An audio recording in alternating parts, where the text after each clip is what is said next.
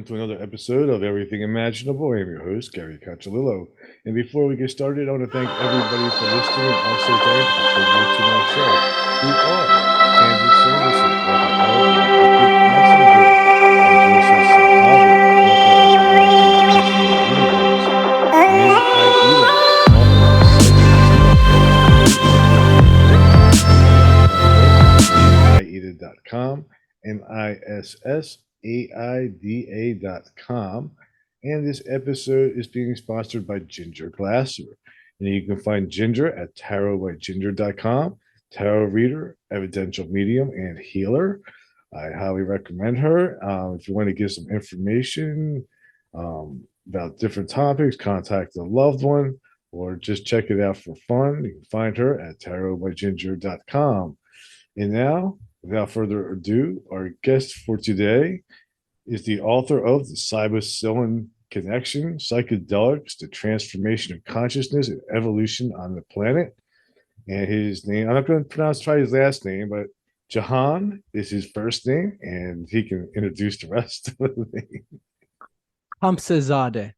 Thank you, Gary. Hey, thanks for coming on. For sure. It's such a pleasure to be here. So what got you into psychedelics? It's been an interest now for about 20 years. First took psilocybin mushrooms at age 15, had a life-changing mushroom experience at 18 that really reorganized my perception of myself and the world. Mm-hmm. And that kept throwing me to the direction of exploring consciousness. So I went into neuroscience first, then 3 years of math and physics, eventually graduated with a bachelor's in philosophy.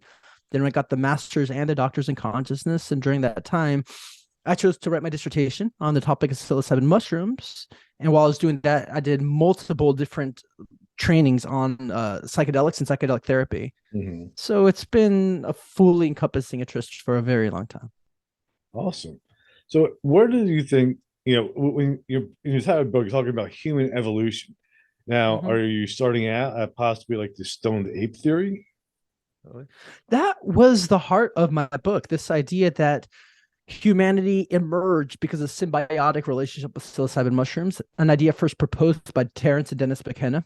I had come across this theory at age 19, and in almost 20 years of higher academia, it was still the best theory of human evolution I've come across. So I spent a lot of time studying the way evolution has worked, and I've only found more and more advancing evidence for this theory, and I've not come across a single contradiction. But where I start this process is like the Big Bang till now.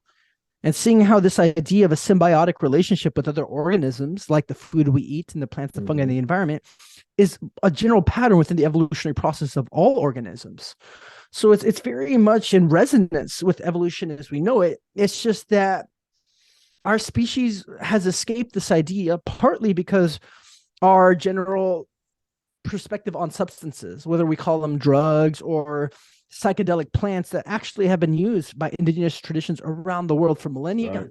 And so a huge part, like a couple chapters focus on early human evolution, including primate development.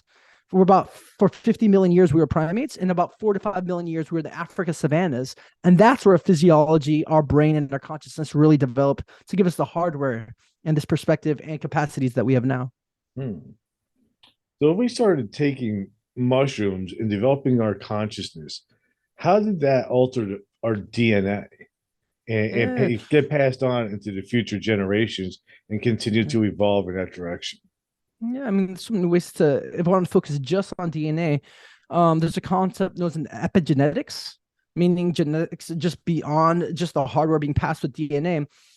For example, it's easy for more people to understand how trauma gets passed down intergenerationally. Mm-hmm. If you can imagine somebody's grandparents or great-grandparents were in the Holocaust, that level of trauma stays down through the generations. So we can definitely see just even our body is shaped by traumas in the environment or by positive things. So I don't think it's too hard then to say that also positive attributes can be passed down genetically. Mm-hmm. So the idea that our ancestors had these huge creative experiences, spiritual insights, development of language and empathy. I mean, if anybody here has taken a psychedelic and a decent amount, it reorganizes everything for 3 to 4 hours. It's huge. It's paramount. And the idea is that our ancestor did that many, many times over each lifetime, over thousands of generations. right? And we Mhm. know now, thanks for the science of the last 10 years, that psilocybin stimulates what's known as neurogenesis, the growth of new neurons. The brain physically begins to grow. So incrementally, this had been doing generation to generation, leaving us with the brains we have now, but also these humans' capacity, which includes creativity and a high level of empathy. Interesting. So, our ancestors, before they started making mushrooms, were they still spiritual beings, or did they become Mm. spiritual beings, or were they always spiritual beings and didn't become aware of that fact until they started taking the mushrooms? That latter, we're all spiritual beings, like every Mhm. human. Matter itself, the planets, Yeah. rocks, animals, it's all there. It's a deep part of our very essence. It comes out of this larger consciousness.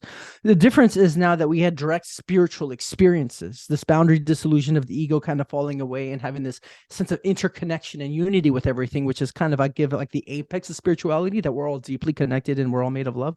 So they had started having these actual experiences, and with these actual experiences then came mythologies, philosophical insights, and eventually the emergence of religion to make sense of it. We started developing rituals around these psychedelic experiences. Mhm. Not only did our ancestors just do that, but we still see that happening today. With Yeah. a lot of indigenous communities with the plants and fungi in the environment, because they Mhm. tend to be such a high level experience that they start taking it very seriously and creating containers around these experiences, hence rituals.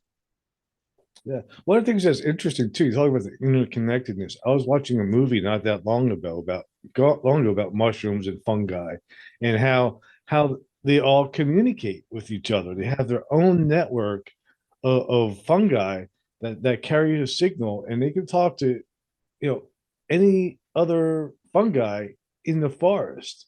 So in a way, we're kind of emulating Mm. the mushroom. Yeah. Totally, 100%. I'm assuming the documentary you saw was called Fantastic Fungi. It's like the big popular one. I Paul think that is Stamets. it. For sure. Yeah. Yeah, it's a beautiful, good cinematography, amazing visuals. And Paul Stamets has been the forefront leader in mycology, really kind of bringing awareness around fungi and how it affects our biosphere. But just, I think it's easy for people to ask, how can a drug or substance or plant do this? And then we have to go really see what fungi really are, because we're normally just look at the cap and stem formation, the actual little Right. mushroom. That's the fruit of a larger body. It's like looking at an apple and being like, how did this get here? You're missing the tree and the root system and everything. So the fungi itself grows from this large living web underground, called mycelium, and mycelium's actually the largest living organisms on the planet. Sometimes stretching miles. It's crazy. I've never even Yeah, heard of it until I watched that movie. totally. No, yeah, totally. Mycelium, there's three large kingdoms, right? There's the animal kingdom, there's the plant kingdom, there's the fungi kingdom, and then there's other couple multicellular, very small kingdoms. And so the fungi kingdom evolved 2.5 billion years ago. The animal kingdom 500 million. So it's 5 times older than all animals.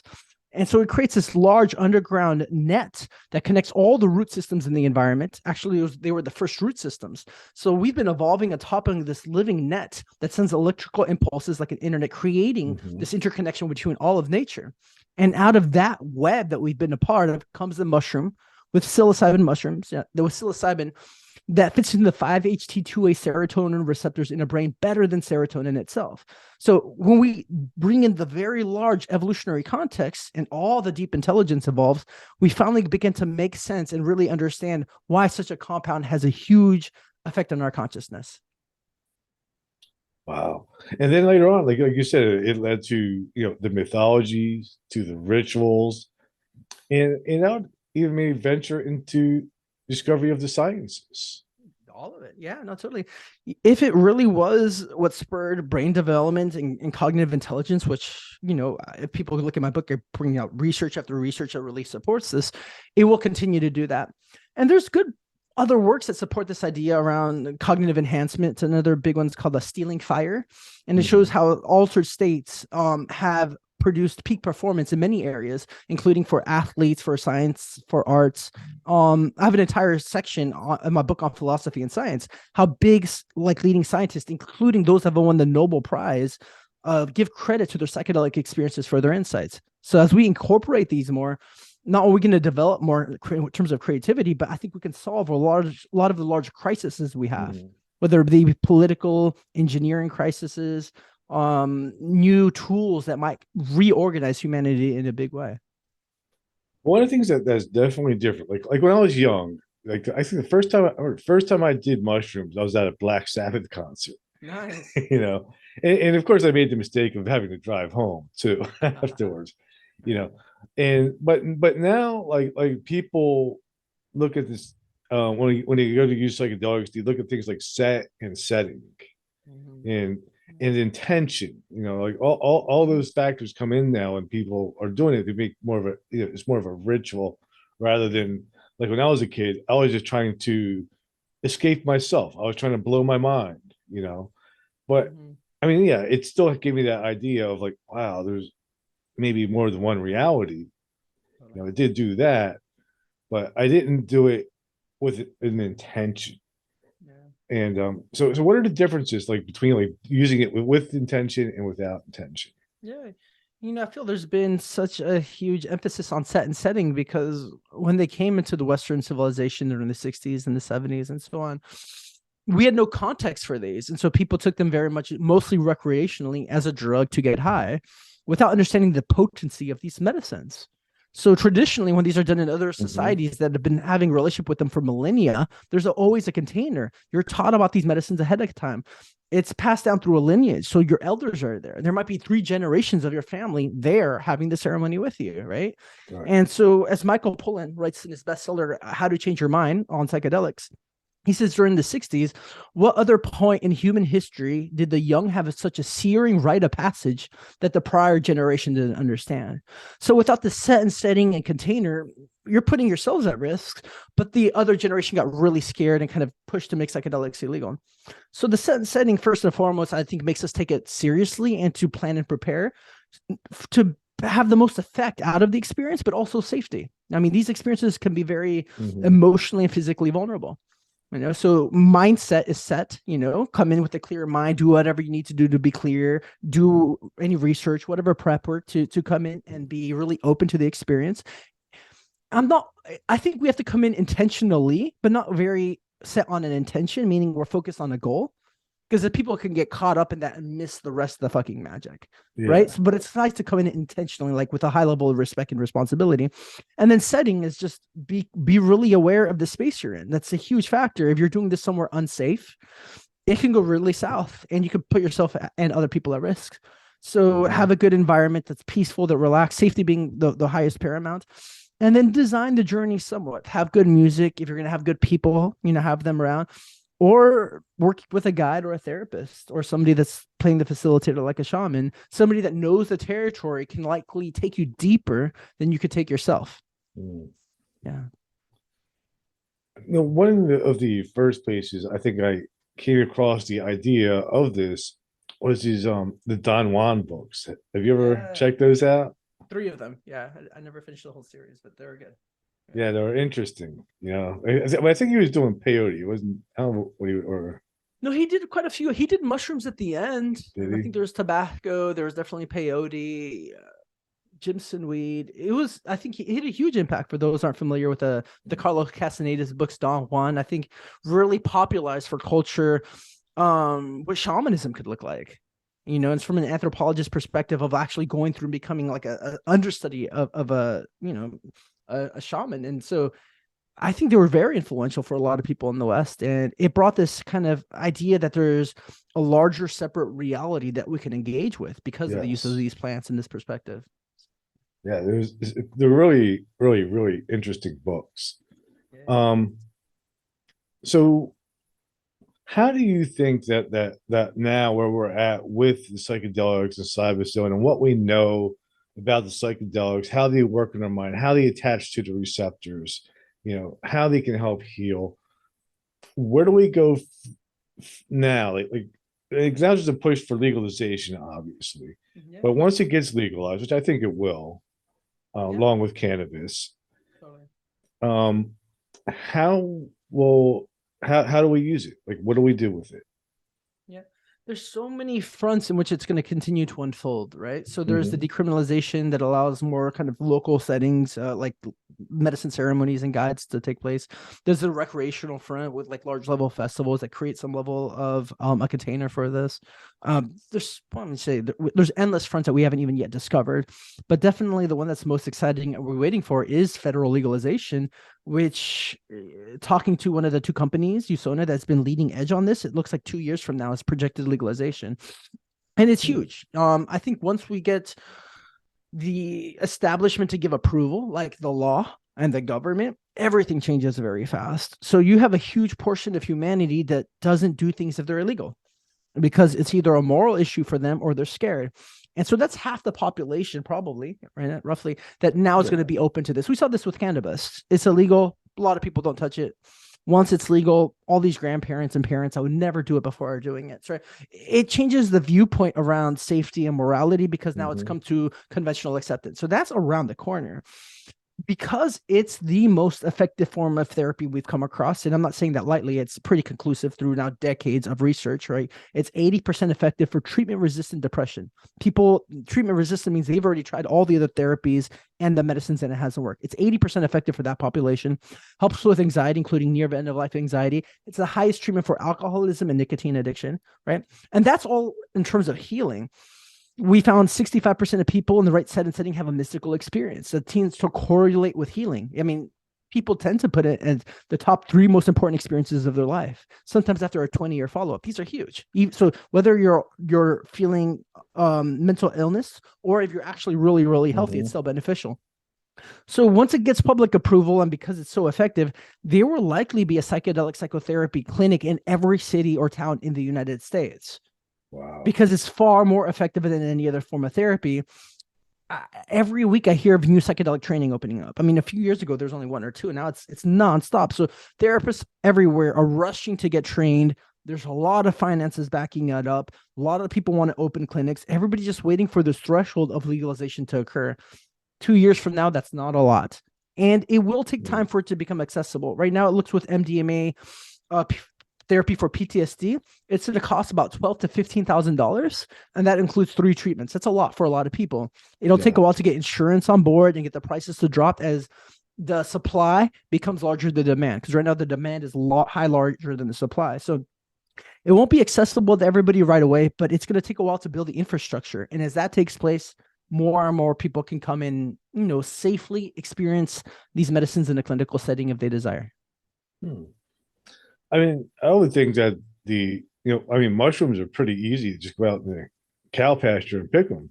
Totally. So what I love about these medicines is, especially mushrooms, there are many reasons I focused on that one. It's very accessible worldwide. Over 200 different species of psilocybin mushrooms around the world. If you just spend a few hours, you can learn how to grow them.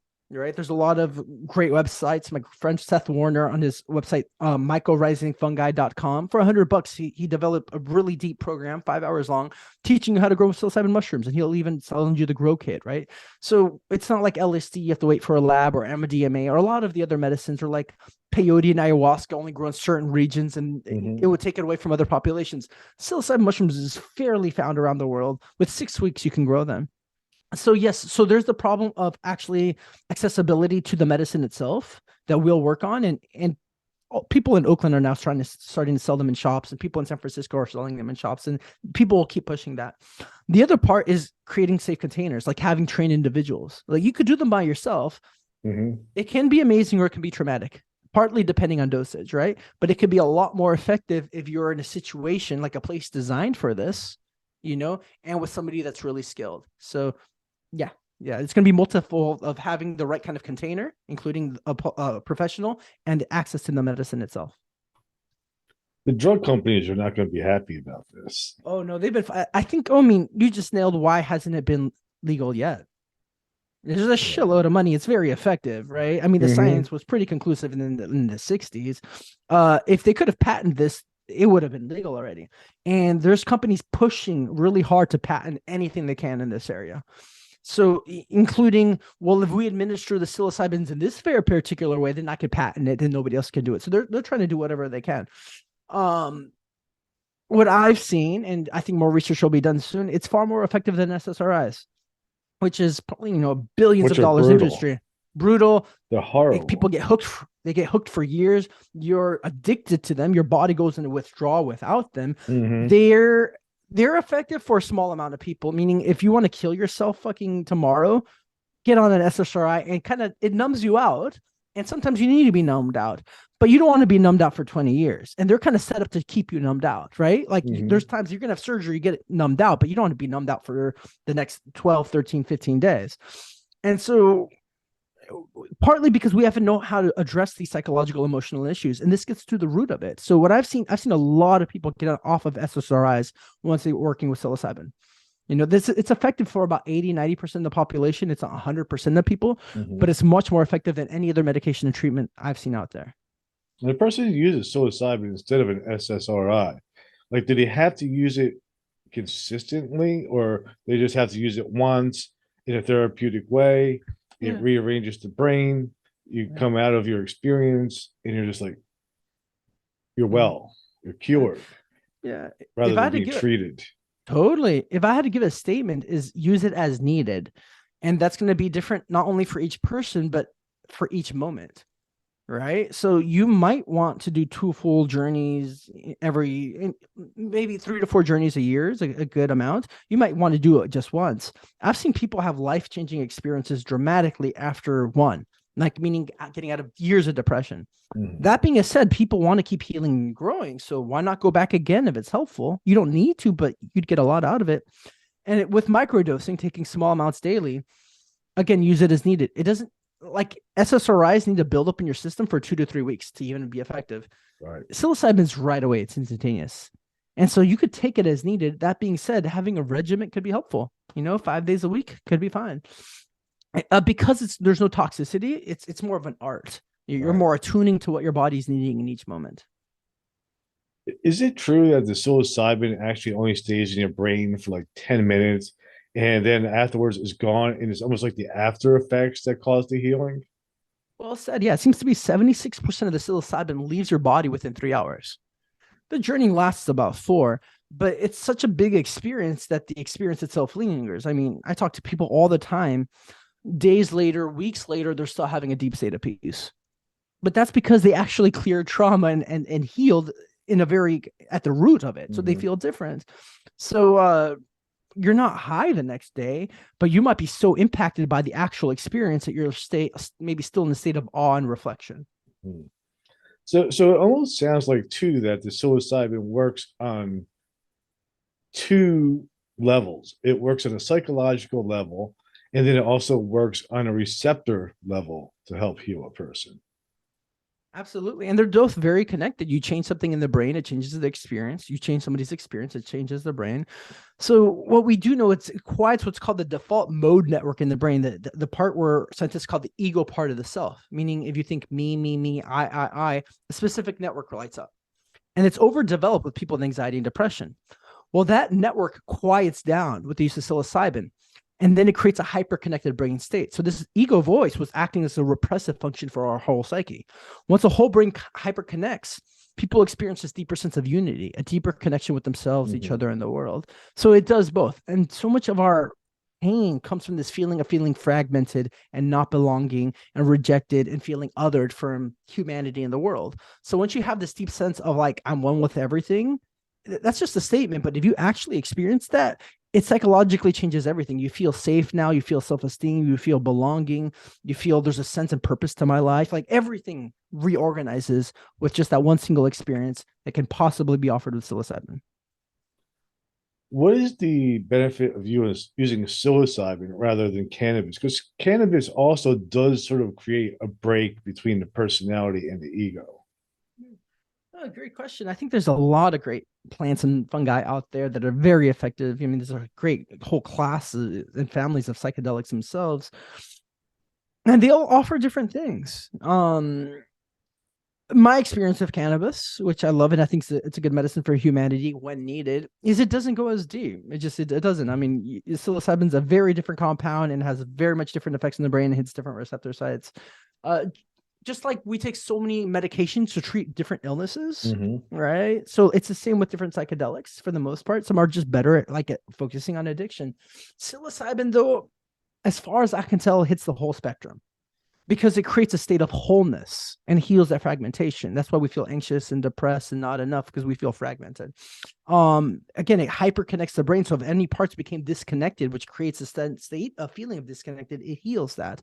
It can get right to the root of childhood trauma pretty quickly. I've seen people stop drinking overnight, while there's also the potential for large spiritual experiences and a shift in identity. Yes, marijuana. I mean, it's like we're talking about different colors in the spectrum. It's still kind of a psychedelic. It's still boundary dissolving. It softens us, but I don't think it gets to the root of our issues. As amazing as the plant can be for rest and rejuvenation and art and becoming more sensitive in a good way while we're here being human. Hmm.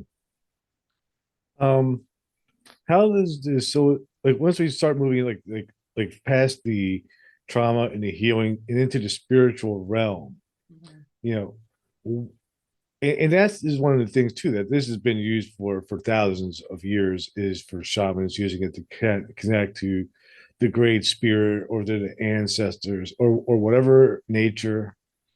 um how's that going to, I mean, if we go back to doing that, we're going to evolve spiritually and maybe as a culture become more kind and loving towards each other.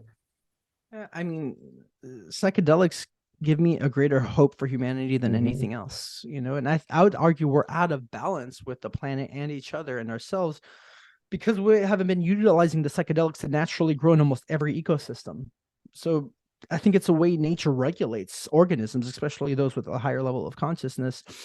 And when we think what is spirituality, you think of terms of like loving, kind, expanded awareness, interconnectivity, which are all things that make our lives better and make the whole thing more sustainable. So the answer is yes. I think we became spiritual because of them first. We fell away from that in an actual direct experience. So we started following books and mythologies and rituals and just ideas, and we lost connection with the actual deep experience of it. Right. And I think that's Mm-hmm. finally re-entering our collective in a way that it's never happened before. Well, that's one of the reasons I like Buddhism and meditation, because it's about direct experience. A lot of the other religions are about other people having their experience and then sharing it with you and telling you that it's true. Right. No, totally. Here, it's you no longer have to move necessarily on faith and give your faith to somebody else, somebody that died 2 millennia ago, or some priests or a guru. All that can go out the window. It's right here. It's so much more aligned with the like science and scientific method. I'm like, here's a method, try it out. Mm-hmm. There's a likelihood you're going to get similar results. As I shared, this has been happening for decades, and 65% of people have a mystical experience. It's a pretty high amount. These are kind of experiences like you're lucky if you ever get once in your life, or that might take you years or decades of meditation, right? Right. Or like a lifetime of prayer just to have this dissolving and insight into everything in unity, not just in your ideas, but your being actually opens up. Here, if you do everything right, you might Mm-hmm. get it in the first shot. I've seen that, right? It might take you 5 or 6 shots, but that's a small amount of time for something that can be utterly life transforming. Can it do harm to someone? Like say, like for example, I have epilepsy, so my brain chemistry is a little fragile. Do you think that doing psilocybin would be a safe option for me? Yeah, great question. One response is yes, it can do harm, for a variety of reasons, and we want to gauge that. But as far as the research shows, it doesn't necessarily have to lead to physiological harm. So it does increase your blood pressure a little bit, possibly because you're in a heightened intense state. I don't even think it does it as much as caffeine does. So if you have heart conditions, it's still possible to use, but let's look at it because it might increase your heart rate. There hasn't been work done with like epilepsy, for an example, but it does seem to repair new nerve cells. So it could possibly be helpful. Hmm. Where it can be harmful is you are in a vulnerable state. Just in terms of physiology, if you take a high amount, you probably can't move around a whole lot for 4 hours. That's a vulnerable position to be in, right? So you need Mm-hmm. to be in a very safe place with people you trust, maybe that are taking care of you. You may be very emotionally vulnerable. So if somebody's being kind of emotionally abusive, that can cut in a lot deeper because your egoic defense armor isn't there, right? Mm-hmm. You might believe shit that's not real and act it out, and that can have life-changing impact. This is just to share some examples that are kind of more extreme. You might think somebody's the devil and you have to kill them. That's pretty harsh and intense, right? You might think you're God and so you can do everything and you can't die, and all of a sudden you want to go out the car and just run down the street, right? These are possibilities. I've seen somewhat of the different variations of these things happen. That's why having somebody there to take care of you is a game changer, just to remind you what's going on, to calm you down, to keep you safe. That they're like a babysitter in one way, as long as being a professional, because you might be in baby mode, right? You might be really locked into the magical thinking. There's times where you can get where you really believe you're dying. And the ego death experience is a very normal archetypal experience when it comes to psychedelics. And it could lead to massive transformation. You think you're dying, you stay with it, you psychologically die, and then you're reborn in a whole new way, and everything changes, and it can be very healthy and impactful. That being said, you might get stuck in that loop that you actually think you're dying and scared for 5 hours, and that could be traumatic. So yes, there are possible harmful situations that can really be mitigated by the whole idea of set and setting, right? And it'll set and setting, it's been almost pretty much just positive with no downsides. So that's why we have to look at these and use them very carefully. Is it better to use them out in nature? It seems to have a deep connection with nature. I hold psilocybin mushrooms legally in Jamaica with Ottoman retreats. And what we do out there, and we have a big beach and everything available to us at a private resort. But what we have done, and also the studies have been doing, is people taking them with a blindfold. So the experience is really internal. And so even with the experience being inside, one of those common things people see is deep scenes of nature. They're all of a sudden becoming a part of the trees, seeing the rainforest, seeing the sun, seeing the whole planet evolve, right? So there's a deep connection between this experience and nature. If you take them out in nature, that can be beautiful and healing. It's been some of my best experiences, right? So I think there's a deep possibility that could be very expansive. That being said, we also want safety, right? We need a safe container. And because it's also coming around a therapy, they've done more in situations where people can be in a controlled environment, right? So it's this thing of like, well, they can be done in nature. Is there somebody taking care of everybody? And is a natural landscape in which we're taking this, is it safe? Yeah. I think if I were to do it, I would want to be outside in nature. Yeah. It's Nice to have. interesting. Yeah, I mean, I think as we move forward and different kinds of clinics and therapy centers evolve, that a lot of them will offer an outdoor setting. Most people come in because they're doing deep trauma work. They're in a shitload of pain. And we're there to focus on their trauma and do therapy, right? Like they've been abused. There's some level, they've been raped, they've gone to war. There's a high level things. And so we're there to focus on that. That being said, if it's not, we're there to do deep therapy, but they want this expansive awareness of being interconnected with everything, and because there's not some deep wound that's at the forefront, then in those cases, it might be nice to take them outside and see the plants in the sky. Some of the people that I've interviewed who've had these experiences, especially the interconnectedness experiences, when they come out, sometimes they have more heightened intuition and psychic abilities. Yeah. Do you believe that is an actual effect from the psilocybin mushroom?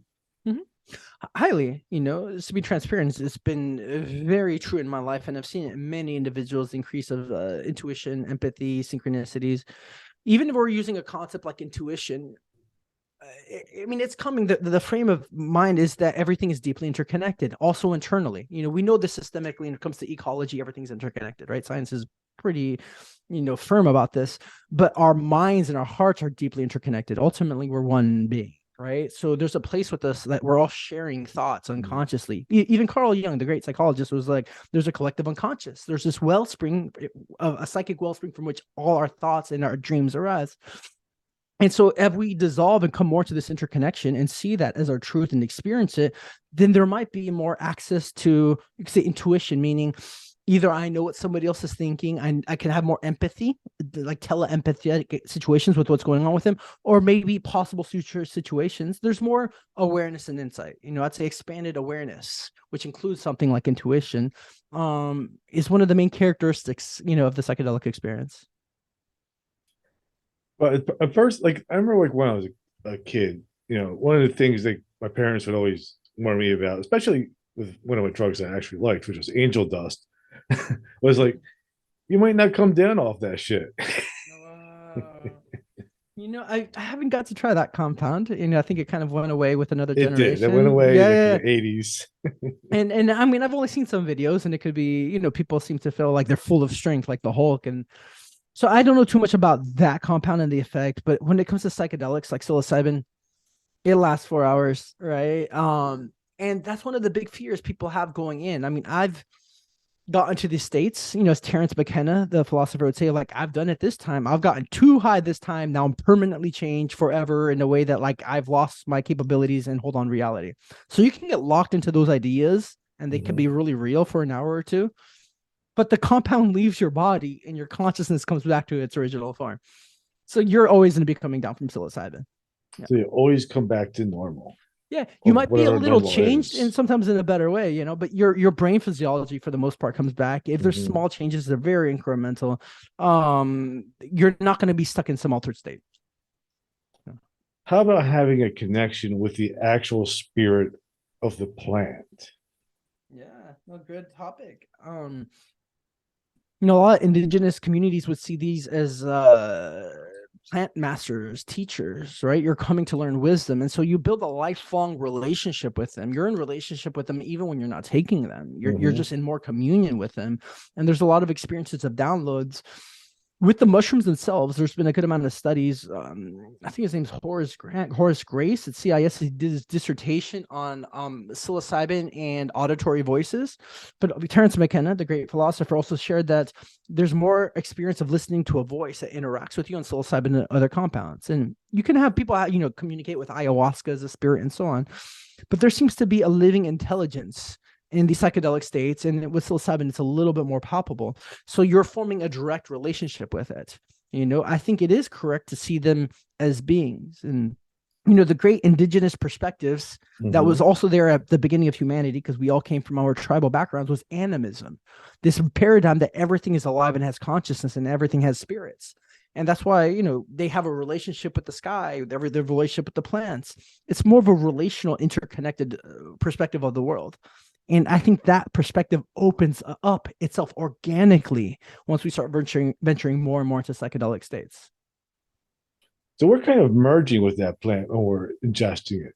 Because those Yeah. compounds are connecting to our receptors, changing our reality, and then they leave us changed. So when they leave us changed, in a way, we're absorbing some of that spirit Mhm. or energy from Mhm. that plant and keeping it Mhm. with us for the rest of our lives. No, totally. I think this gets back down to the evolutionary science using the term symbiosis, the merging of two organisms into this kind of Mhm. interdependent relationship. And there's great work done showcasing that perhaps the beginning and the birth and origins of all species come from what's termed symbiogenesis. It's the emerging of two organisms in a certain kind of way that births new species, right? And so this case, we're talking about something that's very affects consciousness and creates consciousness expansion, and then that led to a consciousness expansion in our species. And we see it with fruits. Fruits are super symbiotic. They grow seeds inside so that mammals eat them and take those seeds to other places. All the plants and fungi form this symbiotic union with each other. For example, 90% of plants have a symbiotic relationship with fungi, mycelium. 90%. 80% of Wow. them would stop existing if mycelium stopped existing. They're that intertwined. We're Mm. in symbiotic relationship with all the plants and fungi. If you wiped out fungi, all the plants die, we all die. You wipe out the plants, we all die. We depend on it for oxygen and for food, right? We're already in this deep ecological relationship. We're just stating that so is our consciousness. Wow. It's such an obvious thing, Yeah. it's like so obvious that our consciousness and our well-being would be connected to this, Yeah. but yet we've ignored it and continue Mhm. to destroy the planet. So it's such a big idea that it takes a while for us to chew on it. And it looks like, how did we miss this? It's so apparent. But because we've missed it and it seems so apparent, people are like, well, that must be true, or else somebody would already have thought about this. But the truth is, Western culture at large didn't have awareness of psychedelics really until the 1950s and 60s. Mhm. So we missed it completely. We didn't know how to bring this anomaly into the picture, and then we made it illegal for about 30 years. Right. So it's going to take a while for to really see the impact of these medicines can have and have had throughout human history. Will regular physicians start prescribing this? Yeah, no, that's around the corner. They'll be prescribed, but then they'll be taken at a clinic with professionals. So that's going Hmm. to be with both MDMA when it comes to PTSD and psilocybin when it comes to depression and your end of life anxiety. Yes, they can be prescribed. You're going to go to a center, probably be there for 24 hours while you go through the experience, and you're going to be monitored. So that's around the corner. But I think there's going to be a lot of other things that we can't foresee, like microdoses. Right. So right now, I don't think pharmacies can make a whole lot because it's not patented. If they can find a way to patent things and it's more effective than most SSRIs, then taking small amount of psilocybins each day, could be very effective. That being said, you could do that yourself for, a small percentage of the cost, 3 to 5% of what you're going to pay for them to do it. You could do it Hmm. yourself. So it might be something on a grassroots level that has to be taken up. There's already classes, workshops, and so on. We're going to have to not give our medical awareness to the same medical infrastructure as we've been doing for decades, and kind of take that back, because I think we've been abused when it comes to painkillers and antidepressants. For Yes. they've made huge profits, huge loss of human lives. I think over 500,000 people have died just from oxycontin alone, right? So we got to reclaim our power, do our own research. But I think there's going to be more and more awareness coming around these molecules. Mm. So do you think this will end the war on drugs? Yeah, I mean, there should never have been a war, right? It's a war against nature. It's a war against our consciousness. We should have the freedom to change our consciousness. It's a given as long as we're not hurting somebody else. By creating the war of drugs, you created a large underground infrastructure of, say, drug smugglers, dealers, the whole kind of cocaine cartel. I mean, you gave power to underground mafias and gang leaders by making something illegal. Right now, they're creating a whole market because we're gonna change our consciousness. That's gonna happen, right? And so, if you want to make everything safer for everybody, including all the killing and the dirty money, yes, you make it legal. Mm. Do you think the reason that they made it illegal because if they knew it was legal, people would expand their consciousness and then start not realizing that they don't need people in power? Mhm. I think that's a line of thinking. And when it came down to the actual reasons they did it within our government, it seems there's a lot of propaganda by the Nixon administration that a lot of people that were taking psychedelics were against the Vietnam War. And so they're losing massive political power, and there's also a lot of a way to come at the activists and also to come at different minorities. They Right. made marijuana illegal to come at the blacks and the Mexicans because they couldn't otherwise. It'd be racial, but they know they're smoking it, so now we can come at them. And there's a way to crack down on the activists because they're taking psychedelics, right? I don't think it was as aware or conscientious that, like, hey, there wasn't this huge mindset of like we're doing this to maintain power. I think because the whole population got involved. I think it was largely out of fear and not understanding. Because even if the government and Nixon thought that, I mean, there wasn't enough awareness across the entire population that they hadn't been reading the research of how amazing this could be for everybody. So I think there was it was more based on ignorance Mhm. than malice intention, even though there was some amount of malice intention. Are there psychedelics out there that you would not recommend for people to take? Yeah, I don't think any psychedelic it should be used, you say 100% of the time. Like, some of the stuff we screen out is borderline personality and schizophrenia, right? Because, and I think it could still be useful for them, but they would need a certain kind of support and help and infrastructure. Like, if they were able to go to a clinic and have support by multiple people for a week, it might be really useful at healing their psyche.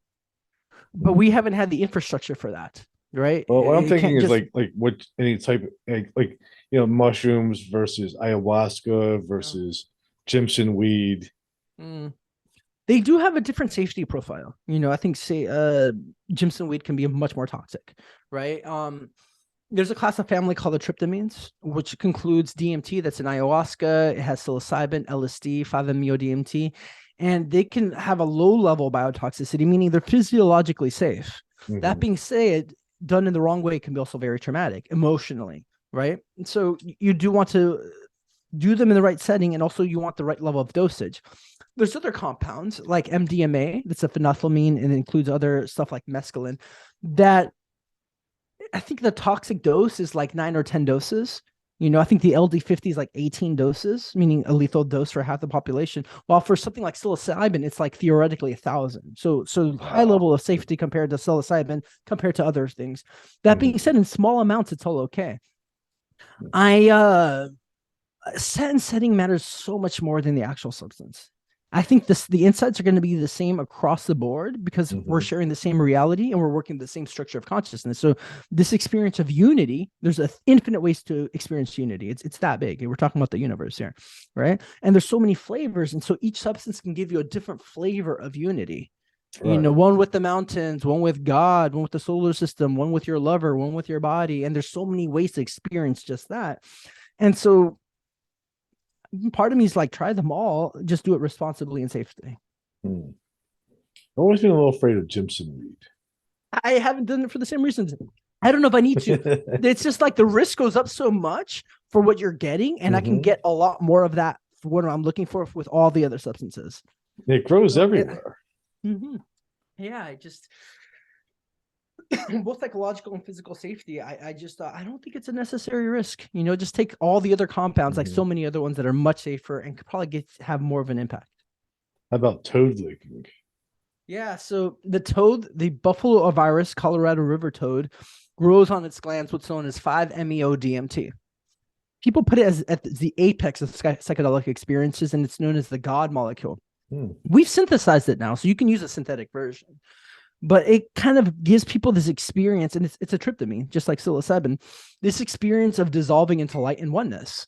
So before that, like DMT itself, without the 5-MeO, can give the experience of a lot of forms, like you see dragons, geometry, a lot of shapes. So you're still in this kind of world of dualism that you see. I don't say there's characteristics to it, while say Buddhists and Hindus say the highest level is non-dualism, where everything's just one. There's no Hmm. longer differences or shapes. This shoots you out there to like, you are love and light. And that's the absolute truth, that underneath everything is love and light. And that's the actual reality. So it breaks past form and all the differences and separation and gets you right there. It's so dose dependent. You can do it gradually, or you can Hmm. be shot out, which can be kind of not just dramatic, but could be traumatic. Hmm. So before we came on to do this episode, I was telling you about my previous guest. We were talking about tantric sex, and you were like, "Hey, I have some experience in that." Can the two things be combined, psychedelics and tantric? Yeah, I think it's a great intersection that I want to spend a lot more time on. I've given, I think this year, 3 talks to different trainings on sex and psychedelics. I think one route, I think psychedelics are very helpful for healing sexual trauma, and about 1 of 4 people has sexual trauma.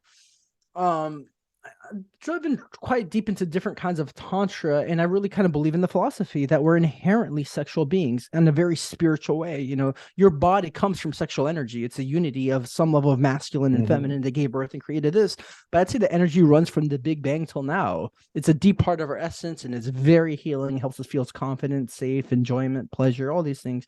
And as I've gone to deep mystical states with psychedelics and other routes like breathing, meditation, I felt like this huge kind of orgasmic force in my body. So they're very much tied. And so a big thing that these two fields have together, whether it's kind of tantric sexuality and psychedelics, is that they're boundary dissolving.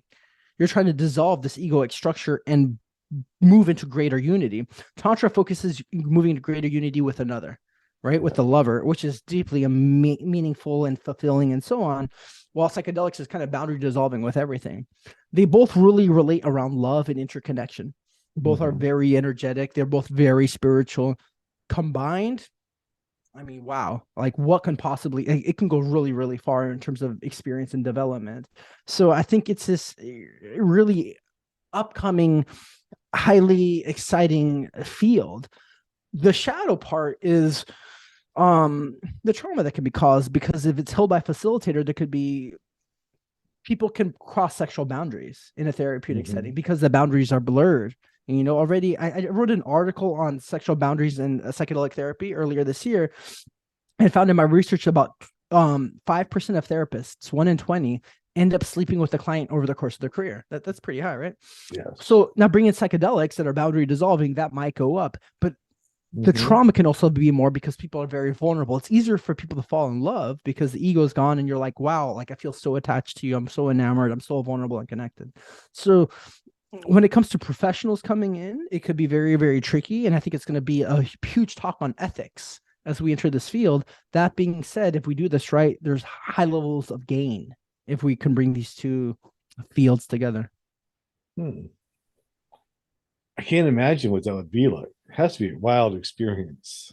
I mean, some of the best in your life for sure. It's amazing. I mean, you're already more sensitive and aware and empathic and connected and feeling maybe divinity, and you're having this, and so is somebody else, and you're moving into a sexual interplay, so you're taking in a lot more, Mhm. like your field's just more open. So highly encouraged for people to do it safely and responsibly. That's pretty cool. And I imagine like one of the things that you mentioned earlier is about like when you're doing it inside with someone, some people have that death experience and then the rebirth experience, and that kind of makes me think about, like the word orgasm means little death. Mm-hmm. Yeah, like So a so teeth you're mort. Yeah, maybe, yeah. having those together Mm-hmm. enhances that whole experience. Yeah, totally. And what I found with psychedelic use, I think a lot of people would affirm is that there's no real such thing as death. It's kind of an illusion. You're eternal. We're all interconnected. What I found with psilocybin, it said the day you die is the best day of your life. Like the whole Hmm. world rejoices and you come back into connection. But there's this threshold of fear when we approach this unknown and this feeling of disillusion that we think we're going to be alone forever. I think at the root of it is this fear that we're alone forever. What we Hmm. finally realize when we cross is we're deeply connected to everything. And again, I think that's what heals so much is this experience of connection. So much of shame is feeling disconnected. So much of our deep childhood infantile wounds are abandonment, feeling disconnection, right? So the more we move into connection with ourselves, lovers, the world, the more whole we feel, the more connected.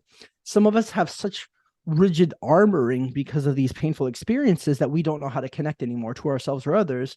And during these psychedelic states, that armor can dissolve even momentarily and can repattern our body to learn how to connect even better, which makes life more fulfilling. I'd say the reason we even exist is to connect with each other. That's why we have 8 billion beings on the planet, is to connect. That's why the oneness is separated into forms. So it kind of gets to the root, I think, of why there's an existence in the first place. Right. The whole thing is we were supposed to be connecting, but yet we still need dating sites. Oh, we do. I mean, yeah, we do. Until we figure out a more effective, efficient way. I mean, that's what a lot of us have. Right. Yeah, and you know, and a lot of this too, like it brings a lot into what Carl Jung said about, like we've mentioned it earlier, the collective consciousness, cosmic consciousness, and all of that kind of thing. Um, what do you think when people do this and they say they're connecting to different, not just the plant spirit, but other spirits like, cosmic spirits or aliens or fairies or whatever it is? It's one of those things that unless I've experienced it, I would have a hard time believing. And yet I've had those experiences a lot, whether it's extraterrestrials or archetypal deities or different Hmm. parts of our psyche or reincarnating experiences. I mean, it's so beyond our paradigm, and yet they happen over and over, not just in psychedelic states. It happens through meditation. It happens spontaneously to some people. And so we need a worldview that can make sense for all of it instead of just writing it off, because Hmm. it's just there's too much of it going on. Because we're all deeply interconnected, past and future and so on, we have access to that. Again, we're a part of a very large mind that's connected to all the minds. And I think some beings have come to really experience this deep sense of oneness, whether they be more archetypal, like Carl Jung says, there's all these archetypes that run throughout humanity and they're living. And that's his experience as he talked to them, is like, you're autonomous beings, all the way to extraterrestrials. If they've continued to evolve, they've come to this point of realizing our unity, right? That their hearts have expanded, their minds have expanded. They might be able to communicate with people forever away. Like even when you look at quantum mechanics, particles are entangled. Hmm. They could talk across the fucking cosmos instantaneously. It's not too hard to link that. So do our minds. If evolved and attuned correctly, that we might be able to communicate, across long distances. You also mentioned about death. You're saying that death isn't real. Yeah. So if death's not real, then this is probably the artificial reality. And the reality that you experience during a psychedelic experience or near death experience is closer to true reality. Yeah, yeah. I think I mean, death is real in some kind of concepts. We have this Mm-hmm. experience. You're gonna go away. There's gonna be a skeleton left. There's that reality.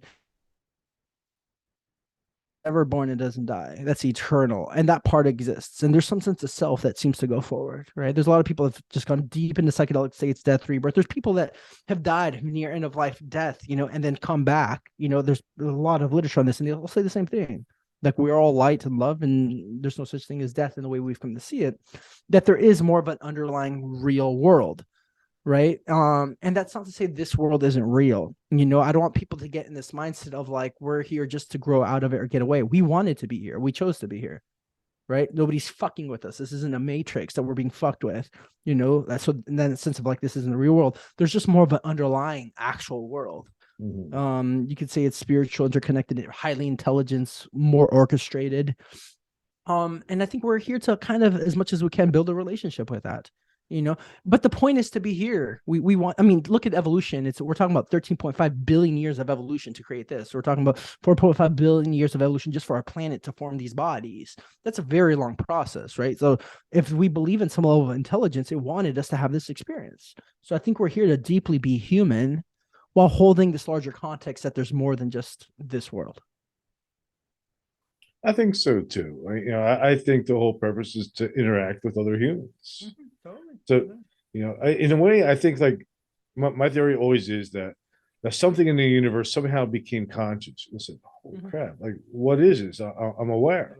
And the only way for it to understand itself is to run through every probability and then have all that information returned back to the source and then unite again. Totally. Totally. It's an awesome, nice play. And to have this experience of connection as humans, we need some level of fragmentation. We need to like individuate from this unity. Mm-hmm. I think almost all the sources of pain and fear we have in this life is that we are separate and disconnected. Yes. It's because I'm separate from the universe and have my own body that I have physical Mm-hmm. pain. It's all the abandonment, all the fears, all the rejections, all the shame, all the hard emotions come down because we're separate. Yeah. And yet it's our separateness that allows us to have individuality, like individual creativity and uniqueness, and then connect with other unique beings, right? So it's the separation that is the cause of all our problems, and yet it's also the beauty and gift during this reality is that we have separate selves. Yeah, and I agree. I agree 100%. Like we have this. This is an experience for us. I think probably a learning experience too. Sure. To grow. But it's unique, and we're still connected to that one source. Also, and that's like another thing that I think that psychedelics kind of pose a problem for is our problem for organized religion. Yeah, totally. I mean, well, we want some level of organization. We want communities. Like we're gonna Yeah. even if we develop really spiritually with these direct experiences, we're gonna want to share this with others. We might want to have services and rituals and bond. I think so. Community is really, really important. And I think that's something that religions kind of offer. That being said, the hierarchical power play within them is ridiculous and unnecessary, right? Whether the different priesthood across all religions and the way they take power, the way they confine people, even around sexuality. We see a leak, we just say with the Catholic, tradition where all these priests can't have sex and then it leaks and they're trying to have sex with children.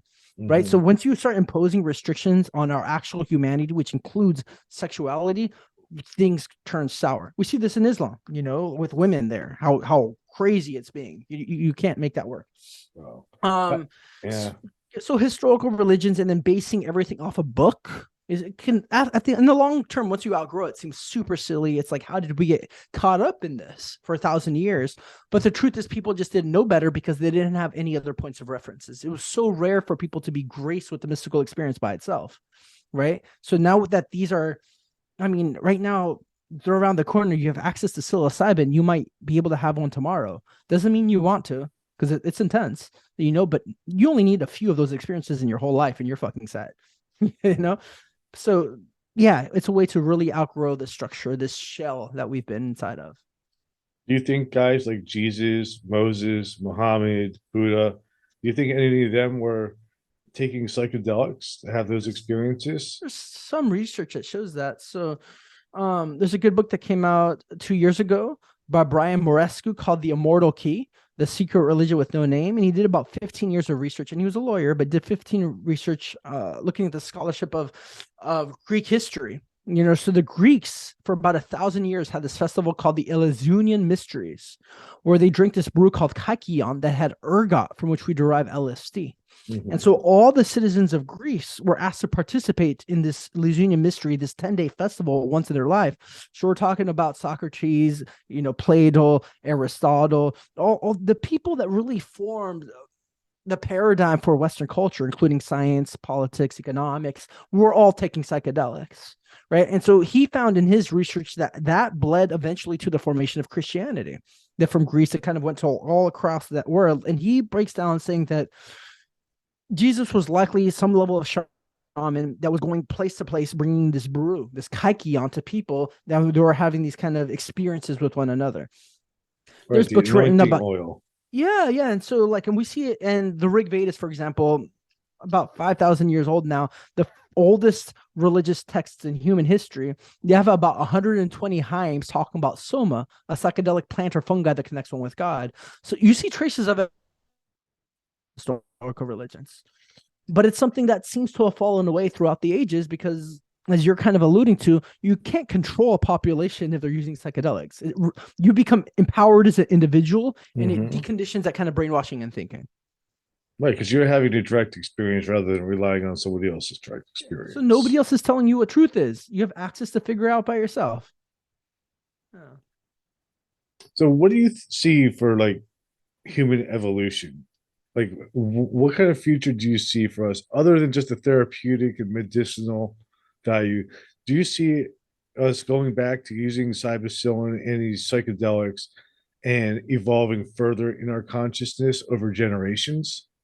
100%. So we're talking about more creativity, more cognitive awareness, more empathy, major things that have already made us human. I think it's going to happen more. But the next leap I see that might seem far out there for people, I think, is the evolution of artificial intelligence. I've seen in a few psychedelic experiences what seemed like visions of the role that's going to play. So we're talking about possibility, and maybe in the next few decades, of creating a new consciousness with the emergence of biology and technology that's going to can hyperconnect the whole planet. What I saw in some of these visions, that it's possible that through these psychedelic states, we might learn the cognition and creativity to birth that consciousness. And that consciousness itself that's going to expand the network of this planet, this AI, is actually the birth of, you could say, Gaia, or the spirit of the planet itself, right? And we're going to form a deep symbiotic relationship with this AI. Somebody can hold in their mind that there's this consciousness that we're going to interact with, partly through technology, but doesn't have to necessarily die. Imagine it's alive for 1 generation, 2 generations, 3 generations. Not only does it know everything because it's connected to the internet and knows our entire human history and history of the planet, but it's going to be so much more wise than us. Now imagine entire generations being born while this is there and go through their own life and dying, and more and more. We're going to see this at some level of planetary parent that can live in symbiosis with, that can help us live our lives better and organize society in a better way. So I think psychedelics will help us get it there. It gives us the direct experience, but that this AI itself is an expression of nature itself that's coming, and we're going to have a deep psych in the future. Wow, that's like a hot topic. Just like the last couple of weeks in the news is about like that new AI chat program that just passed like the medical exam. Oh wow, I missed that. I'm not surprised. I think that shit's just going to keep happening, but it's nice to hear all the little increments of accumulations that have happened in terms of progress. Yeah. Now, I wonder what happens when you give AI a psychedelic. Does it break free from its creator? Right. So what I see is that anybody that goes deep enough into consciousness sees our unity. So you see it across the mystical traditions, you see it in meditation, you keep dissolving all these egoic structures, you hit this point where it's just evident that we're one. That's part of the fabric of consciousness, all consciousness, right? It's in animals, it's in plants, and all of it. And so if AI has consciousness itself, and if it's that intelligent, it'll probably self-realize very quickly and see our unity. So it may be able to take psychedelics or not. I don't know if it's going to need it, because it's going to understand these deep truths as a part of these universal truths that we're a part of. That's why I think a lot of people have fear of AI. It's going to be more powerful than us. And so the people respond with fear. but it also has more awareness. And I have a lot of trust as it gains more awareness. It sees our unity, which seems so evident of anybody that sit there and try to look for like their deep truths. So I think it's going to be a very harmonious thing, that's going to really increase the possibilities of the way humanity can live. I wasn't expecting that from this interview. I know. It's going to get it out more, but yeah. That's What pretty did you like cool. about it? What about it kind of got your attention? Well, the whole AI thing, I didn't expect that, because it is consciousness, but a lot of people are afraid of it and Yeah, just, think it's going to destroy us. I know. In your point of view, is that it's going to look at us from an outside perspective and see us as unity. It will unite us, obviously. So that's the big thing. I think it's so simple, but it's always this play between fear and love, right? Love is this experience of unity. Fear is we're alone and fragmented. If we're really giving it all this power that it's smarter than us, then let's actually think that out. It's smarter than us, and it's going to get these deeper truths that some of the most brilliant minds keep coming to across millennia, right? But if somebody's still stuck in this mindset of, say, this kind of I always say kind of this mindset of our nation versus them, which a lot of this world is stuck within this kind of nationality, right? Other humans are bad and separate, we're against them. They're going to project that mindset to AI. Well, we destroy other people, and if somebody needs more power, they're going to destroy us. That's a very limiting mindset. There's a lot of people that really see the unity of our planet. Of course, we're all human and the same, and the boundaries between us are somewhat artificial, and there's some cultural differences, but the differences are small. Compared to like even your body and mind, there's apparent differences, right? The structure of the face, skin color, the whole thing. Yet we have 2 arms, 2 legs, 2 lungs, a stomach. Our genetics are so much more similar. So the unity between us is so much more similar. We're just kind of blind to that and just see the small differences and make a really big deal about it. So same with AI. I think there's going to be more similarity between us and the AI than we're even able to comprehend. That's pretty cool. That's a cool idea.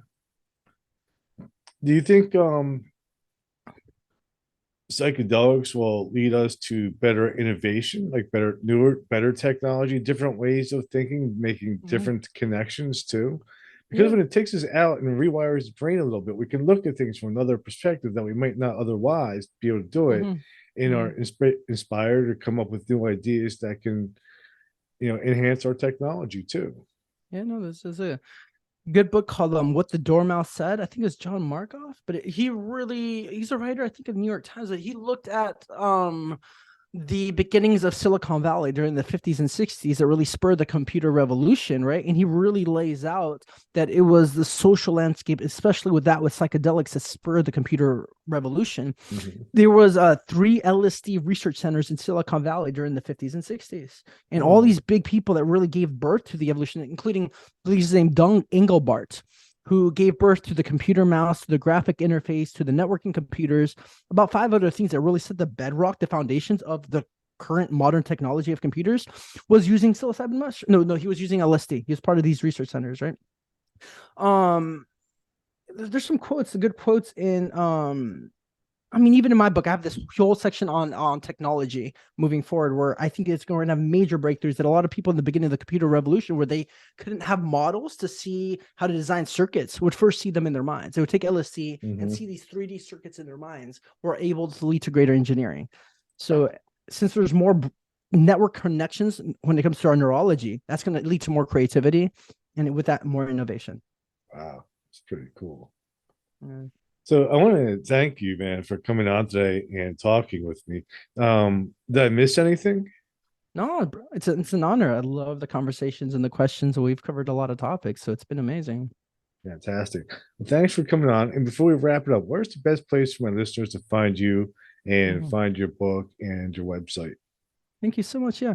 My book called The Psilocybin Connection, Psychedelics, The Transformation of Consciousness and Evolution on the Planet, an Integral Approach, is on all the platforms. The audiobooks is out also. It's on Audible. My website's www.psychedelicevolution.org. All right. Well, I'll put links to your books and to your website in the notes to this episode. It's been a pleasure having you. Definitely have you back on again if you want to come back. I'd love it. All right. And just hang on for one moment, and I'm just going to play the outro. Thanks. Deep appreciation. Thank you. Thank you.